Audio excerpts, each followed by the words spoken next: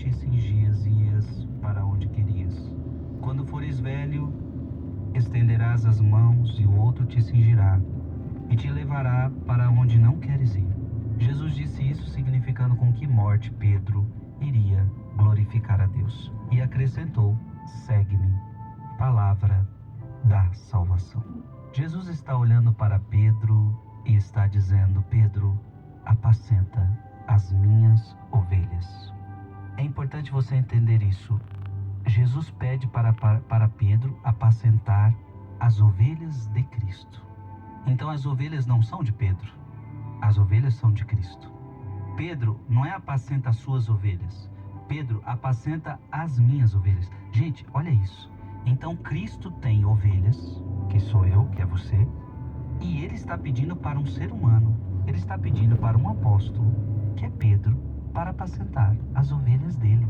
Isso é um pedido de Jesus. Então as ovelhas não são de Pedro, as ovelhas são de Jesus, e Pedro terá a missão de pastorear. Então essa é a grande missão de Pedro. Pedro era o líder, Pedro era o chefe. Tu és Pedro, e sobre esta pedra eu edificarei a minha igreja. Pedro é o líder da igreja. Pedro era o chefe. Pedro, numa linguagem católica, a gente pode dizer que ele foi o primeiro papa da igreja. Aquele que pastoreia as ovelhas de Cristo. Então as ovelhas não são do papa, as ovelhas são de Cristo. Agora é interessante, Jesus, em determinado momento da sua vida, ele disse: eu sou o bom pastor. Pedro não é pastor. Jesus é o bom pastor. Pedro era pescador e agora Jesus está pedindo para Pedro pastorear as ovelhas dele. O que está acontecendo aqui, minha gente? Preste atenção.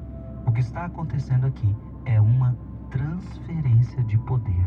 O que está havendo aqui é uma transferência de autoridade.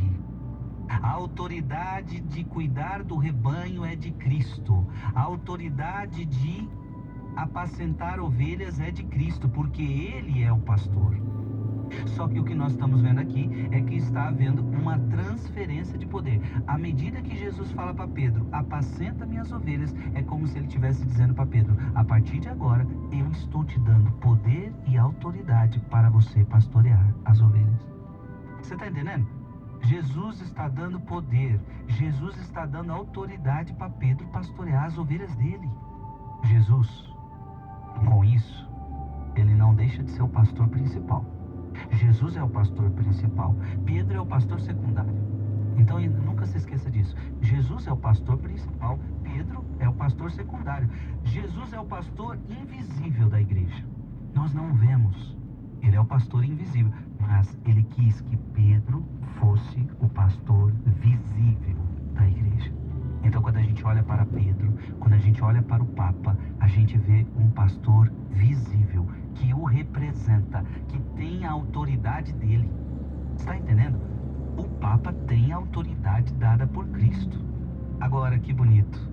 Antes de transferir este poder, era preciso curar o coração de Pedro. Pedro tinha negado Jesus 3 vezes.